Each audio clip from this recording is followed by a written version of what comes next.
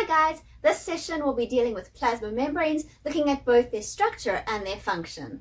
We'll start off with a bit of an introduction, then we'll look specifically at the structure of a membrane, and then we'll talk about how membranes are able to transport different molecules from inside to outside the cell or vice versa. All cells are going to be surrounded by a plasma membrane. This is what's going to separate the internal contents of the cell from the external environment.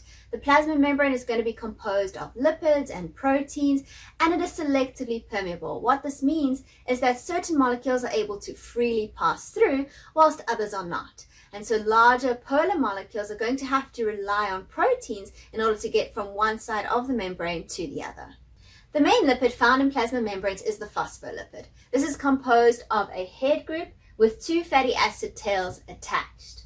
The head group is hydrophilic, which means that it can interact with water, whilst the fatty acid tails are hydrophobic and they cannot interact or dissolve in water. So phospholipids are amphipathic molecules, which means they contain both hydrophilic and hydrophobic regions. If we place phospholipids into water, they will spontaneously form a lipid bilayer, so that they arrange themselves with the head groups on the outside interacting with water and the fatty acid tails on the inside sequestered away from the water molecules. The fluid mosaic model is used to try and help describe the structure of our membranes. Think about a picture that is a mosaic. It's made up of a number of different tiles put together in order to make the bigger picture. Same thing with our membranes. We have a number of different proteins as well as carbohydrates and other lipids that will be suspended in our lipid bilayer. These proteins, carbohydrates, and lipids are not just randomly distributed in the membrane, but they'll be in specific locations depending on their functions. Most of the proteins found in the membrane are also amphipathic, having regions that are hydrophilic and hydrophobic, so that they are able to embed themselves in the membrane, and the hydrophobic portions can interact with those hydrophobic fatty acid tails. The fluid part of this model comes from the fact that the lipids are not stationary and they can move within this lipid bilayer. The majority of movement within that plasma membrane is on the lateral plane, from one side to the other. On some occasions, lipids may also flip from one phospholipid layer to the other. Factors that affect how fluid the membrane is include temperature, the composition of our fatty acid tails, as well as cholesterol. As temperature decreases, our phospholipids are going to start packing closely together. And this is going to decrease the fluidity of the membrane until eventually the membrane solidifies. The temperature at which that membrane solidifies is going to be dependent on the type of phospholipids present, whether they are saturated or unsaturated. Unsaturated fatty acids contain double bonds, and these double bonds produce kinks in the fatty acid tails. So this prevents our phospholipids from packing really close to one another, and it's going to help the membrane stay more fluid. On the other hand, if we have saturated fatty acids, these are straight chains and they can pack really close to one another, therefore making the membrane more viscous and less fluid. Cholesterol is found within the plasma membrane between our phospholipids, and its effect on the fluidity of the membrane is going to depend on temperature. If we have warmer temperatures, that cholesterol is going to restrict the movement of those phospholipids, therefore decreasing the fluidity of that membrane. If we have colder temperatures where our phospholipids are trying to pack closely together, the cholesterol will prevent that tight packing, therefore helping the membrane to stay fluid. Plasma membranes need to be fluid in order to operate correctly. Fluidity is going to influence both the permeability of the membrane as well as the ability of certain proteins to move around in that membrane and get to where they need to be in order to perform their functions. Different species have different lipid compositions within their membranes, and these seem to be adaptations to the temperature of the environment that they're found living in. Some species that live in environments with varying temperatures have even been found to be able to change that lipid composition within their membranes so that they can make sure they maintain a fluid membrane that functions properly. We find two main types of proteins in plasma membranes. Peripheral proteins are going to be found bound to the surface of the plasma membrane, whilst integral proteins are going to penetrate into the membrane. Most of them are going to be transmembrane proteins, where they go from one side of the membrane all the way through to the other side of the membrane. Obviously, these proteins are going to be amphipathic, with the portion inside the membrane being hydrophobic, whilst the portions on the exterior of that membrane being hydrophilic. There are 6 main functions of membrane proteins. Firstly, transport. Proteins are going to be needed in order to transport certain molecules from inside the cell to outside the cell and vice versa. Some proteins within the membrane are going to have enzymatic activity, so they will catalyze certain reactions within the cell. Other proteins are going to be involved in signal transduction. What will happen is a signaling molecule outside the cell will bind to the portion of the protein that is found outside that cell. And that will send a message into the interior of the cell, bringing about a change inside that cell. Membrane proteins are also essential in cell-cell recognition. Cells in the body recognizing one another. So for example, in the immune system, when we have white blood cells traveling around the body, they have to be able to recognize which cells are self cells and need to be left alone, and which cells are foreign and need to be taken care of. Membrane proteins are going to be involved in intercellular joining, where cells are going to connect to one another. And membrane proteins are also important in attachment to the cytoskeleton, as well as the extracellular matrix when forming tissues. Plasma membranes are selectively permeable, which means that only certain molecules are able to freely get across. The interior portion of that membrane is going to be non-polar because of those fatty acid tails. Remember that like dissolves like, so anything that is non-polar can dissolve in something that is non-polar. This means that all non-polar molecules can easily diffuse across that membrane. Things like oxygen or carbon dioxide can move freely into or out of the cell. Our very small polar molecules are also able to get across that membrane, but at a slow rate. For example, water. Water can move across the membrane, but it does so at such a slow rate that it wouldn't be able to sustain life as we know it. For this reason, molecules such as water need the help of proteins to get across that membrane. In the case of water, we have a protein known as aquaporin, which has a hydrophilic channel through the middle of it where water is able to easily move through. Large polar molecules such as glucose or anything that carries a charge, such as a hydrogen ion, is not able to move across that membrane and requires the help of our transport proteins. So hydrophilic molecules are going to move across the membrane with the help of transport proteins. And we have 2 main types of transport proteins. We have channel proteins and carrier proteins. Firstly, with the channel protein, what we have is literally a channel through the center of that protein. Think of it almost like a straw through the middle of that protein. That channel is going to be hydrophilic, and so our hydrophilic molecules are going to be able to pass through from one side of the membrane to the other. So if we have a look at this little animation, we have a hydrophilic molecule moving through that hydrophilic channel within the channel protein. In the case of carrier proteins, the hydrophilic molecule is going to bind to the carrier protein. This is going to bring about a conformational change in the protein, so it's going to change shape, and that change in shape is actually going to shuttle the molecule into the interior of that cell. So if we have a look at this animation, we see that molecule is going to bind, the protein changes shape, and then the molecule is able to move into the interior of the cell. The transport of molecules across the plasma membrane can either be passive or active. Passive means that it does not require an input of energy, whilst active means that we have to put energy in the form of ATP. If we look at passive transport, we have 2 types. We have simple diffusion, and then we have facilitated diffusion. In simple diffusion, the molecules are going to move across that membrane without the help of any proteins, moving from an area of high concentration to an area of low concentration. Once again, this does not require energy. In facilitated diffusion, we need the help of proteins, and both carrier proteins and channel proteins are going to be involved in facilitated diffusion. So in this case, molecules are still moving from an area of high concentration to an area of low concentration, but this time we're going to need the help of a protein. Because molecules are moving along their concentration gradient, however, we still don't require an input of energy. In the case of active transport, what's happening now is we need a protein involved and we need ATP involved. The protein involved in active transport is our carrier protein. What happens in this case is that we're actually transporting molecules against their concentration gradient. So this time we're going from areas of low concentration to areas of high concentration, and that is why we need that input of energy in the form of ATP. In terms of diffusion, there's another special term that we need to make ourselves aware of, and this term is osmosis. Osmosis is the passive movement of a solvent across a semi-permeable membrane. And when we're talking about living systems, water is going to be that solvent. So basically, osmosis is the movement of water from an area of high concentration to an area of low concentration across a selectively permeable membrane.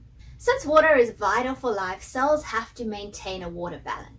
When we're talking about water balance, a term that we need to be familiar with is tonicity. And tonicity is talking about the relative concentration of solutes that are unable to cross a selectively permeable membrane and what their concentration is on either side of that membrane.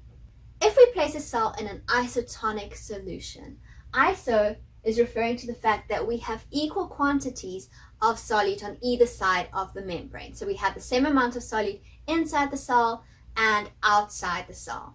This means that water is able to move into the cell and freely exit the cell, but we're not going to have a net movement of water in either of those directions.